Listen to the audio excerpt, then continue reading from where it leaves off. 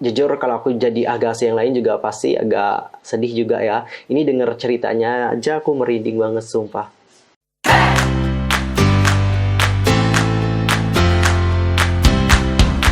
Annyeonghaseyo Chunggudul, Yusro Kim Imida, welcome back to my channel. Gimana nih kabar kalian hari ini? So fine, so good, nothing problem dong kan? Dan buat yang punya problem, keep fighting, don't give up. Nah, for this time, seperti biasa, aku akan membacakan berita-berita terhangat seputar dunia per-K-popan yang sangat sayang banget untuk kalian lewatkan. So, supaya kalian gak ketinggalan tentang update terbaru seputar dunia per-K-popan, langsung aja subscribe channel aku, bunyi loncengnya, dan jangan lupa juga nih buat like and comment video ini serta share juga ya kepada teman-teman K-popers yang lain. Follow juga sosial media aku. Di Instagram itu ada @yusurkim, di Facebook itu ada Detektif Teori, di Twitter itu ada @yusurkim2. Gak saham nih dah Cingedel. Tanpa basa-basi lagi, langsung aja kita bahas beritanya bersama-sama. Nah oke Cingedel, untuk berita pertama kita akan mulai dulu dari netizen yang mengungkapkan kecewaannya terhadap rasio boy group dan girl group yang akan tampil di Mama tahun 2020 ini. Tampaknya upacara penghargaan tahunan Mnet Asian Music Award atau disingkat sebagai Mama selalu menerima banyak keluhan setiap tahunnya. Begitupun untuk tahun 2020. Dianggap sebagai salah satu ajang penghargaan terbesar di K-pop, Mama tahun ini dikabarkan memiliki total 13 boy group dalam jajaran penampil dan hanya ada 5 girl group yang dikonfirmasi akan hadir. Line up boy group tahun ini terdiri dari BTS, Seventeen, NCT, GOT7, Monsta X, TXT, Treasure, J01, The Boys, Stray Kids, 80s, Gravity, and Hypen. Dan sedangkan untuk girl group tahun ini hanya terdiri dari Twice, IZ*ONE, Mamamoo, Oh My Girl, dan juga G-Idol. Nah, melihat fakta tersebut, di sini banyak sekali penggemar maupun netizen yang mengatakan bahwa meskipun boy group telah banyak menyita perhatian dengan baik di tahun ini, ada banyak girl group yang memiliki pengaruh yang cukup besar pada dunia per-K-popan melalui aktivitas mereka juga, dan seharusnya lebih banyak lagi yang diundang untuk tampil di ajang penghargaan Mama tahun 2020 ini. Netizen pun di sini mulai bersuara dan memberikan komentarnya di sosial media, salah satunya adalah di Twitter. Banyak sekali dari netizen itu menganggap bahwa Mnet ini seperti pilih kasih. Mereka ingin sekali melihat girl group seperti Blackpink, Red Velvet, G-Friends, STAYC, aespa, dan Secret Number itu juga diundang dan turut memeriahkan acara yang digelar pada 6 Desember mendatang. Kita sebagai netizen, kita sebagai penggemar pengen dong yang ngelihat banyak sekali girl group yang diundang untuk tampil di acara tersebut. Karena girl groupnya masih sedikit nih, ayo dong ditambah Mnet gitu kan. Karena banyak juga loh fanboys yang pengen melihat penampilan dari girl group. Kalau kalian sendiri nih yang melihat rasionya yang tampil itu kan dikit banget nih. Gimana sih menurut pendapat kalian? Apakah it's okay atau harus ada penambahan? Silahkan sampaikan pendapat kalian di kolom komentar. Dan kalau ada yang harus ditambah, grup mana sih yang pengen kalian lihat untuk tampil di acara Mama tahun 2020 ini? Sampaikan di kolom komentar. Dan sekarang kita akan masuk ke berita yang kedua, yaitu tentang Suga BTS yang memberikan kabar soal operasi bahunya. Suga BTS memberi kabar tentang operasi bahunya dan bagaimana perasaannya akhir-akhir ini. Ia mengakui bahwa terapi fisik yang dijalaninya menyakitkan. Awal November lalu, Suga menjalani operasi untuk mengobati nyeri bahu kronis akibat cedera di masa lalu saat masih menjadi trainee di Big Hit Entertainment. Pemilik nama Min Yoongi itu mengalami cedera bahunya dalam kecelakaan mobil saat bekerja sebagai pengantar barang. Meski cedera awalnya sudah sembuh, Suga terus mengalami ketidaknyamanan karenanya. Dalam siaran V-Live pasca operasi, Suga menjelaskan bahwa dikarenakan tugasnya adalah tampil atas panggung, dia menjalani rehabilitasi dan mendapat suntikan dengan harapan dia dapat menghindari operasi. Tapi itu terus bertambah buruk setiap kali dia naik panggung, dan itu membuatnya menjadi takut. Nah, untuk fokus pada pemulihannya, Suga tidak akan mengambil bagian dalam promosi album baru BTS yaitu B, tapi yang masih berhubungan dengan para ARMY kok, santai aja. Pada 30 November, seorang penggemar mengungkapkan cinta dan kekagumannya untuk Suga di Weverse dan mendoakan kesehatan dan juga kebahagiaannya. Sebagai jawaban, Suga memberikan kabar terbaru tentang kesehatannya. Rehabilitasi itu memang menyakitkan, tapi ia baik-baik aja. Sementara itu, BTS baru saja comeback merilis album Special B dengan title track utama yang berjudul Life Goes On, bergenre hip-hop alternatif yang unik dengan suara gitar akustik dengan melodi yang indah. Life Goes On menyampaikan pesan penghiburan dan dorongan untuk semua pendengar di seluruh dunia yang menghadapi keadaan yang tidak terduga. Ya, kita harapkan bahwa Suga segera pulih dari kondisinya saat ini dan kembali kepada para ARMY yang mungkin sudah sangat merindukan Suga. Kita berharap yang terbaik untuk Suga. Get well soon Suga, get well soon Yoongi. Dan sekarang kita akan masuk ke berita yang berikutnya, yaitu tentang Kim Hee Chul dan juga Momo Twice, yang mana baru-baru ini ada peramal yang kayak ngeramal Hee Chul tuh, itu bilang bahwa Hee Chul ini disuruh menikahi Momo 7 tahun lagi. Gila ya, lama banget. Jadi dalam episode kelima serial YouTube JTBC Ask Us Anything Universe hit star Kim Hee Chul dan Min Kyung Hoon bertemu dengan seorang peramal untuk meminta nama panggung yang beruntung saat promosi mereka sebagai rapper. Nah, saat mendiskusikan nama-nama yang mungkin, peramal itu tiba-tiba berkomentar bahwa Kim Hee Chul adalah tipe pria dengan harga diri yang tinggi. Nah, peramal kemudian memberikan saran acak nih untuk Kim Hee Chul tentang pernikahannya. Ia berkata bahwa Hee Chul ini harus menikah sedikit terlambat. Ketika Kim Hee Chul menanyakan waktu yang tepat, peramal itu berkata bahwa setidaknya saat dia berusia 45 tahun. Untuk ini, Kim Hee Chul menjawab bahwa jika dia harus menikah ketika berusia 45 tahun, maka dia harus menunggu 7 tahun lagi. Kim Hee Chul diketahui lahir pada tahun 1983 dan berusia 38 tahun menurut perhitungan umur Korea. Anjuran peramal cukup menarik perhatian karena Kim Hee Chul saat ini menjalin hubungan asmara dengan Momo. Beberapa waktu yang lalu, ibu Kim Hee Chul mengungkapkan bahwa sang putra tidak ingin menikah. Ini membuat publik bertanya-tanya bagaimana hubungan Hee Chul dan Momo untuk kedepannya. Kim Hee Chul sendiri dikonfirmasi berpacaran dengan Momo Twice pada Januari 2020. Karena keduanya telah menjaga hubungan pribadi mereka sejak dipublikasikan, penggemar sangat bersemangat untuk mendapatkan petunjuk tentang kehidupan asmara mereka. Sementara itu, Kim Hee Chul masih sibuk membintangi sejumlah acara televisi selama tidak beraktivitas dengan Super Junior. Oke, lama banget ya, harus nunggu ya.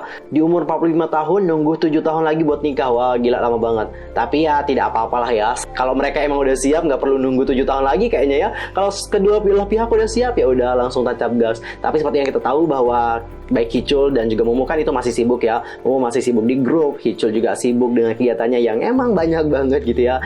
Ya, kalau aku sih jadi penggemar cukup mendukung aja apapun yang mereka lakukan. Apapun yang mereka pilih itu adalah yang terbaik untuk mereka. Dan sekarang kita akan masuk ke berita yang berikutnya. Ini mungkin beritanya agak kurang mengenakan ya guys, yaitu tentang ini. Yiren dan Sihyun dari Everglow yang dikonfirmasi positif terjangkit virus COVID-19. Jadi kabar mengejutkan ini diumumkan langsung oleh pihak agensi Yuehwa Entertainment pada hari Selasa yang lalu. Agensi menyampaikan bahwa artis mereka yaitu Yiren Everglow telah mendapatkan hasil tes COVID-19 yang positif. Ia baru-baru ini menerima pemberitahuan bahwa kenalannya telah terjangkit COVID-19 dan sudah menjalani tes juga. Hasil tes positifnya dikonfirmasi pada 1 Desember yang lalu. Pihak agensi di sini mengatakan bahwa seluruh anggota Everglow kemudian menjalani tes karena mereka tinggal bersama. Anggota Everglow, Sihyun, juga dinyatakan positif, sementara 4 anggota lainnya itu dinyatakan negatif. Dan artis, karyawan, dan staf yang melakukan kontak langsung dengan anggota dari Everglow ada yang sudah melakukan tes, dan segera setelah hasil keluarnya mereka akan mengambil tindakan lanjutan dan melakukan pelacakan kontak tambahan jika hal itu diperlukan. Dan Sihyun dan Yiren yang mendapatkan hasil tes positif itu akan mengikuti pedoman yang ditetapkan oleh otoritas kesehatan. Meskipun anggota yang tersisa dinyatakan negatif, mereka dan staf yang melakukan kontak langsung dengan Sihyun dan Yiren akan melakukan karantina mandiri selama 2 minggu. Dan mereka secara aktif juga akan bekerjasama dengan kebijakan pemerintah untuk melakukan tindakan sanitasi di seluruh perusahaan dalam rangka meminimalkan risiko penularan dan infeksi lebih lanjut. Dan mereka juga akan melakukan yang terbaik untuk merawat artis mereka. Mereka juga memohon maaf karena telah menimbulkan kekhawatiran kepada semua orang. Berbicara tentang idol yang terkena COVID-19, baru-baru ini juga dikabarkan bahwa salah satu member dari Uptension lagi setelah Bito ada juga Kogyol yang dinyatakan positif COVID-19. Pada 1 Desember yang lalu, agensi TOP Media mengumumkan bahwa mereka telah mendapatkan hasil tes untuk para anggota dari Uptension yang lain. Staf dan karyawan TOP Media setelah dilaporkan bahwa Bito dinyatakan positif COVID-19. TOP Media juga berkata bahwa mereka telah menyelesaikan investigasi terhadap para artis mereka yang mempunyai kemungkinan pernah melakukan kontak atau mempunyai resiko untuk terkena virus COVID-19.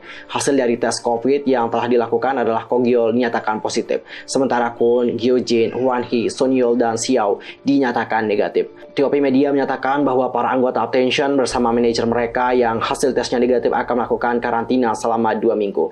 Seluruh staf dan juga karyawan, stylist, dan tim make up Uptension beserta staf terkait dan artis lain juga telah dinyatakan negatif. TOP Media berkata bahwa masih ada 2 anggota staf yang hasilnya belum dirilis, jadi mereka akan melakukan follow up secepat mungkin. Kogyeol yang telah dinyatakan positif dikabarkan akan melakukan karantina mandiri sesuai dengan panduan. Wah, sedih juga yang mendengar kabar ada dari idol-idol K-pop yang positif COVID-19. Kita berharap bahwa mereka dapat segera pulih dan sembuh dari virus tersebut dan mereka dapat segera dinyatakan negatif. Kita berharap yang terbaik untuk mereka. Get well soon for Yiren, Sihyun, Kogyeol, Bito, dan semua orang yang terkena COVID-19 di seluruh dunia ini. Get well soon for you guys. Dan sekarang kita akan masuk ke berita yang berikutnya. Ini beritanya juga agak kurang enak didengar, yaitu tentang Ahgalsi yang baru-baru ini mengungkapkan kekecewaan mereka terhadap perlakuan yang diterima GOT7 dari agensi yaitu JYP Entertainment. Penggemar GOT7 sekali lagi marah dengan perlakuan yang diterima grup dari perusahaan mereka. Grup ini dijadwalkan comeback pada 30 November 2020 yang lalu. Namun bahkan pada hari comeback itu sendiri, teaser video musik mereka tidak ditemukan dimanapun. Meskipun teaser anggota individu untuk album dirilis secara berkala selama seminggu, teaser video musik itu tidak dirilis. Ahgalsi sangat marah dengan perlakuan tersebut sehingga mereka mengedit font konsep, mengungkapkan kesedihan mereka terhadap Bonpu atau Divisi 2 yang dikenal sebagai pengelola GOT7. Berbagai poster swoop yang menargetkan divisi pemasaran dibuat dan disebarkan secara online. Penggemar bahkan lebih kecewa karena ini adalah album full yang dibuat sendiri oleh para membernya. Tak hanya itu, album ini juga memiliki track ganda. Fans berpikir itu layak mendapatkan promosi yang lebih baik. Juga ditunjukkan bahwa selama istirahat 7 bulan, mereka tidak muncul di program atau variety televisi apapun, tidak sekalipun. Para member GOT7 juga tidak diberikan showcase comeback.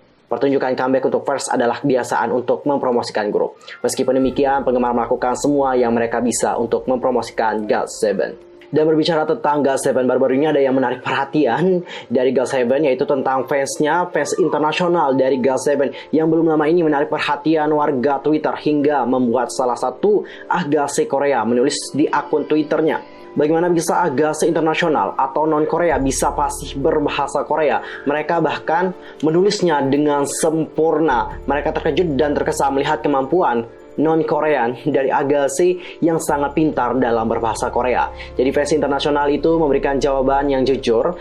Alasan mereka belajar bahasa Korea dikarenakan JYP Entertainment itu tidak memberikan subtitle bahasa Inggris. Banyak dari Ahgalsi internasional harus belajar bahasa Korea, bahkan kalimat-kalimat sehari-hari atau bahasa gaul yang biasa diucapkan oleh orang Korea.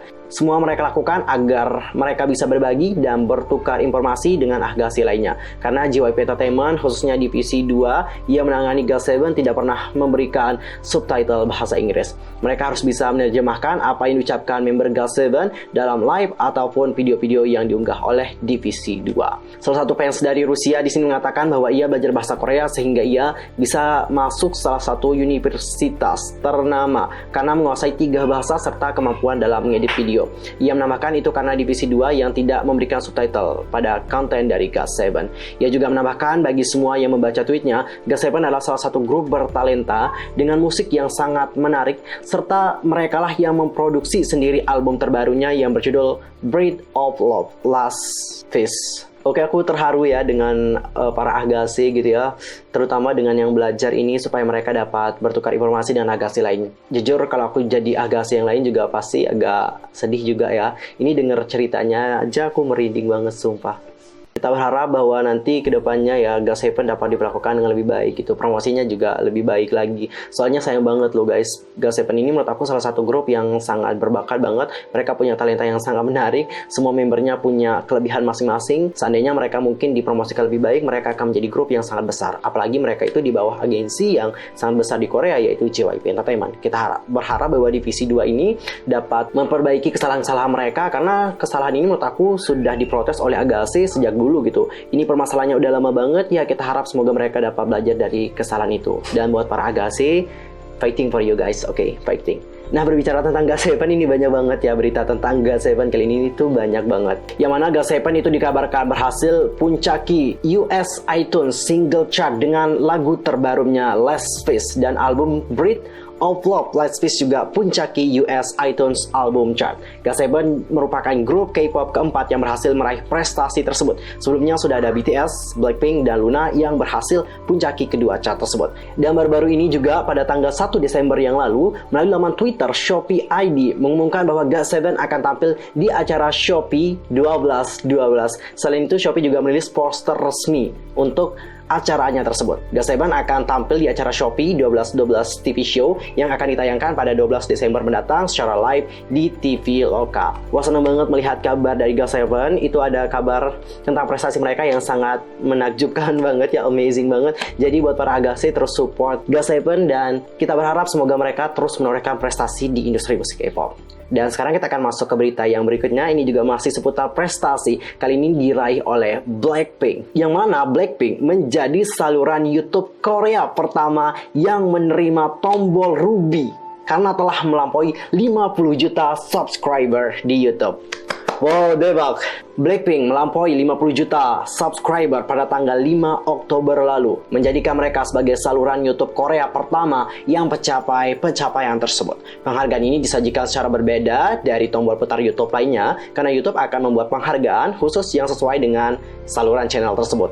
Oleh karena itu, bentuk penghargaan bervariasi untuk para YouTuber yang berbeda. Pada tanggal 30 November, video berjudul Blackpink The Invitation diupload di saluran mereka, memberikan cuplikan tentang penghargaan yang diterimanya.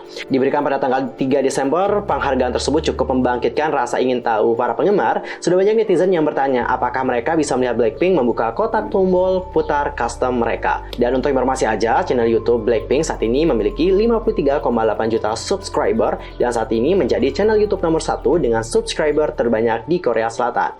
Wah, cukai buat Blackpink dan juga para Bli atas prestasi yang didapatkan oleh Blackpink. Jujur, prestasi ini nggak mudah untuk didapatkan. Dapetin 50 juta subscriber di YouTube is not easy. Itu sangat-sangat sulit banget. Kita harapkan semoga kedepannya Blackpink akan terus mendapatkan prestasi yang membanggakan selama berkarir di industri musik K-pop. Nah guys, berita tentang Blackpink tadi menutup perjumpaan kita di video pembahasan berita kali ini. Saksikan update berita seputar dunia per-K-popan di next time, pastinya bersama aku, Yusril Kim, di channel Yusril Kim juga. So, buat kalian yang gak mau ketinggalan tentang update berita terbaru seputar dunia per-K-popan, langsung aja subscribe dan bunyi loncengnya ya guys, oke? Thank you udah nonton video aku mohon maaf kalau ada kesalahan baik dalam ucapan, sikap, tindakan, dan sebagainya, dan mungkin ada kesalahan informasi, silahkan koreksi aku dengan cara komen di bawah. I'm Yusril Kim pamit, annyeong! Gamsahamnida, 친구들.